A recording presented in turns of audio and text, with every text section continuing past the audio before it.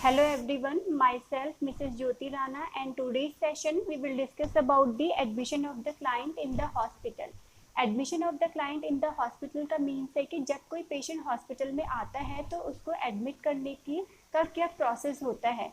तो फर्स्टली हम देखेंगे डेफिनेशन में क्या बोल रहा है कि admission of the client in the hospital means allowing the client to stay in the hospital for observation, investigation and treatment of the disease he is suffering from। यानी कि कोई पेशेंट जब हॉस्पिटल में आएगा तो वो किसी पर्टिकुलर डिजीज को लेकर आएगा, तो हमें क्या करना है, उस डिजीज का इन्वेस्टिगेशन, उसको प्रॉपरली ऑब्जर्वेशन करना है, क्लाइंट को ऑब्जर्व करना है, क्लाइंट का फिजिकल एग्जामिनेशन करना है, उसको असेस करना है और उसके बेसिस पे क्या करना है, फिर हमें इन्वेस्टिगेशन करना है। इन्वेस्टिगेशन करने के बाद में जो भी रिपोर्ट आएगी उसके बेसिस पे उसका जो फर्दर ट्रीटमेंट है वो हम स्टार्ट करते हैं। तो वो आपका क्या कहलाएगा, एडमिशन ऑफ द क्लाइंट। अब नेक्स्ट है आपका इसके टाइप्स में नेक्स्ट है टाइप्स में मेनली 2 टाइप्स का होता है एडमिशन। एक आता है आपका इमरजेंसी एडमिशन और सेकंड है आपका रूटीन। इमरजेंसी एडमिशन का मीन्स है कि हम एक्यूट कंडीशन में जब पेशेंट को एडमिट करते हैं, वो इमरजेंसी कंडीशन के अंदर आएगा तो उसे हम इमरजेंसी एडमिशन बोलेंगे। फॉर एग्जाम्पल, अगर कोई पेशेंट है जिसको सडनली ही हार्ट अटैक आया है तो वो एक्यूट कंडीशन कहलाएगी, जो कि क्या है, आपका सडनली ही हुआ है। तो उस कंडीशन में हम क्या करते हैं, पेशेंट को हॉस्पिटल में एडमिट करते हैं, तो वो इमरजेंसी एडमिशन कहलाएगा। रूटीन एडमिशन का मीन्स है कि पेशेंट जो है, यहाँ पर जो पेशेंट का एडमिशन होगा वो प्लान्ड होगा। फॉर एग्जाम्पल, कोई सर्जरी, अगर किसी पेशेंट की सर्जरी होनी है तो वो क्या होगा, पहले उसकी प्लानिंग होगी, देन उसके बाद ही हम पेशेंट को क्या करते हैं, एडमिट करते हैं, उसके फर्दर प्रोसीजर होंगे, तो वो आपका रूटीन एडमिशन के अंदर आता है।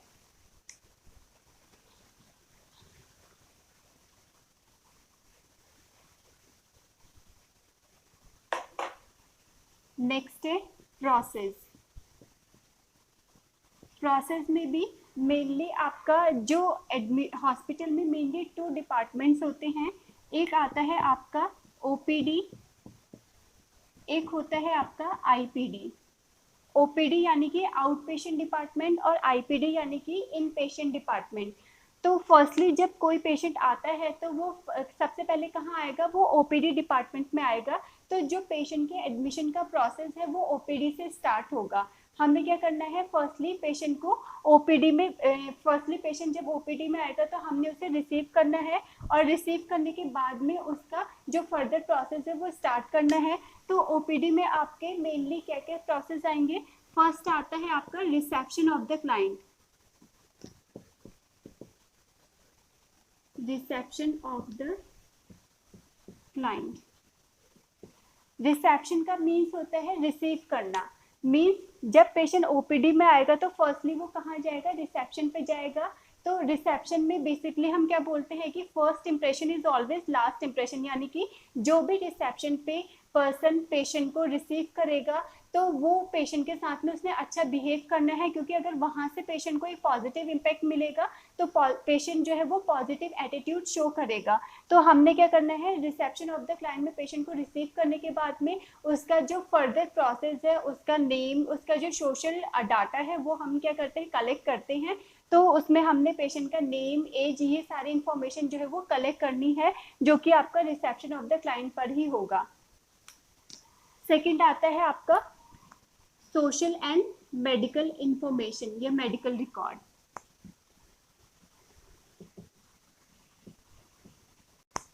सोशल एंड मेडिकल रिकॉर्ड में क्या है, फर्स्टली जब पेशेंट रिसेप्शन पे जाएगा तो उसका जो ओपीडी स्लिप बनता है उसमें तो बेसिक इंफॉर्मेशन रहेगी, पेशेंट का नेम, पेशेंट का एज, उसका जेंडर, उसका OPD number, date of admission and time of admission. Then जो फर्दर आपका डाटा कलेक्शन होता है या फर्दर का जो प्रोसेस होता है वो आपका सेकेंड क्या आएगा, सोशल एंड मेडिकल इंफॉर्मेशन। इसमें हम पेशेंट का जो सोशल इंफॉर्मेशन है, मीन्स वो किस कल्चर से आता है, उसका ऑक्यूपेशन क्या है, उस कौन जो पर्सन का रिलेटिव है वो लेकर आया है, मीन्स जो इन्फॉर्मेंट नेम है वो हमने कलेक्ट करना है। उसके अलावा पेशेंट का एजुकेशनल क्वालिफिकेशन, ये सारी ही चीज़ें हमने क्या करनी होती है, कलेक्ट करनी होती है, वो आपका सोशल रिकॉर्ड के अंदर आता है।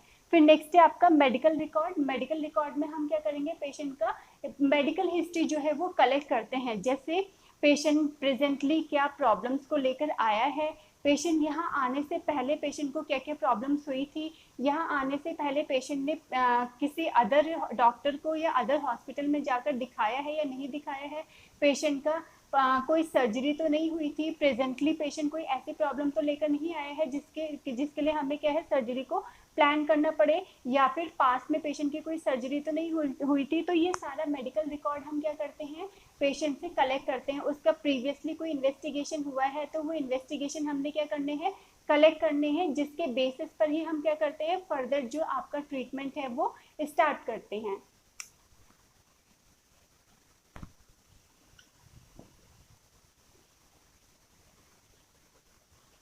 नेक्स्ट है आपका मेडिकल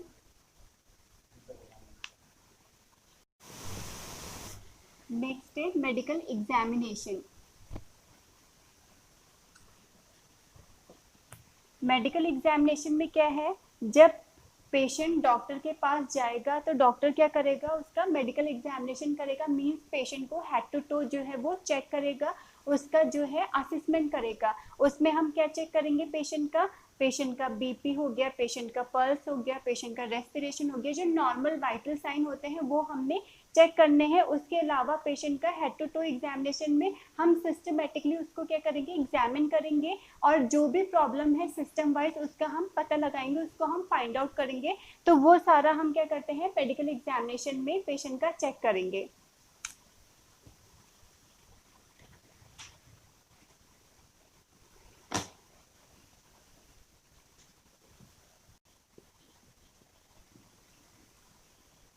नेक्स्ट है role and responsibilities of the nurse.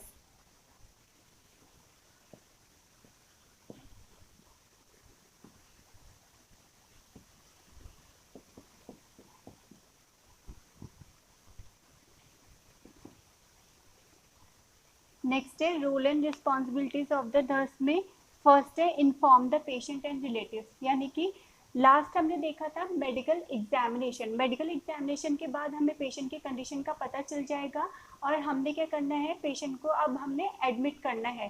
तो उसमें एक नर्स को क्या करना है, क्या क्या रिस्पॉन्सिबिलिटीज जो है वो क्या क्या रोल्स जो है प्ले करने हैं। तो फर्स्टली क्या है, पेशेंट को और उसके रिलेटिव को इन्फॉर्म करना है उसकी कंडीशन के रिगार्डिंग और उसके एडमिशन के रिगार्डिंग, ठीक है, जिससे कि वो क्या हो सके, मेंटली प्रिपेयर हो सके। सेकेंड है, हमने पेशेंट को हम्बली रिसीव करना है।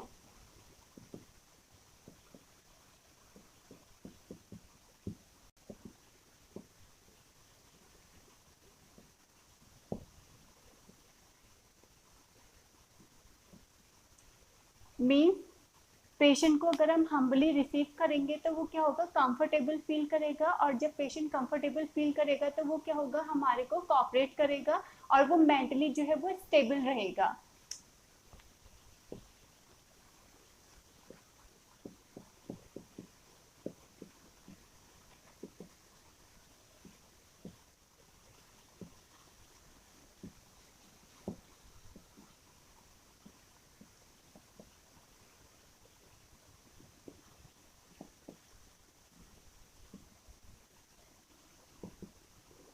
नेक्स्ट है, अगर पेशेंट सीरियसली इल है तो हमें क्या करना है, उसका जो ट्रीटमेंट है वो स्टार्ट करना है विदाउट डिले।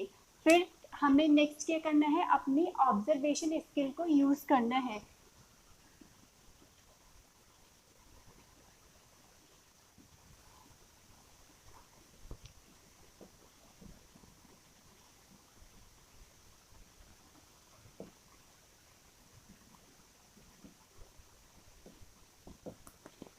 नेक्स्ट है, हमें अपने ऑब्जर्वेशनल स्किल को यूज करना है, मीन्स हमें प्रॉपर पेशेंट का क्या करना है, ऑब्जर्वेशन करना है, जिसके थ्रू हम क्या कर सकते हैं, पेशेंट की जो पोटेंशियल प्रॉब्लम्स है उसका पता लगा सकते हैं और उसको भी हम क्या कर सकते हैं, प्रॉपरली ट्रीट कर सकते हैं और टाइमली ट्रीट कर सकते हैं। फिर नेक्स्ट है, हमें पेशेंट के साथ में IPR जो है वो मेंटेन करके रखना है। मीन्स पेशेंट और स्टाफ के बीच का जो इंटरपर्सनल रिलेशनशिप है वो क्या होना चाहिए, मेंटेन होना चाहिए।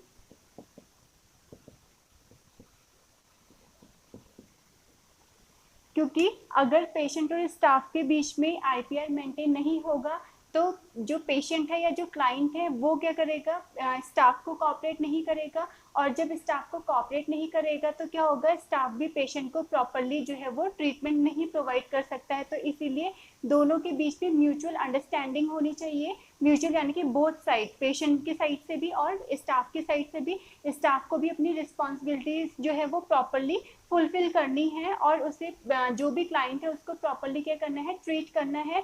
और जो आपका क्लाइंट है और जो उसके रिलेटिव है उनको भी क्या करना है, प्रॉपर इन्फॉर्मेशन प्रोवाइड करनी है। क्योंकि अगर वो इन्फॉर्मेशन प्रोवाइड नहीं करेंगे, जैसे फॉर एग्जाम्पल अगर पेशेंट प्रीवियसली कहीं दिखाकर आया है या प्रीवियसली उसने कोई ट्रीटमेंट लिया है और पेशेंट ने वो इन्फॉर्मेशन यहाँ नहीं दी है तो क्या होगा, उससे पेशेंट ही इफेक्ट होगा, उसी का ही ट्रीटमेंट में क्या होगा, प्रॉब्लम आएगा, पेशेंट ही प्रॉब्लम को फेस करेगा।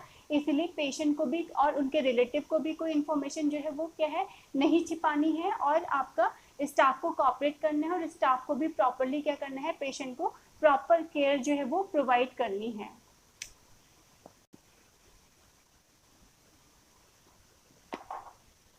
So in today's session, we have discussed regarding the admission of the client, in which we have discussed definition of the definition of admission of the client, second types of admission of the client, then process of admission, and last role and responsibilities of a nurse in admission of the client.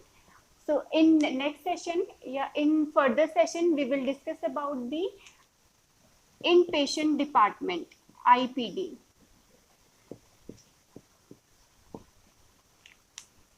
Thank you. That's all for today. Bless you all. Thank you.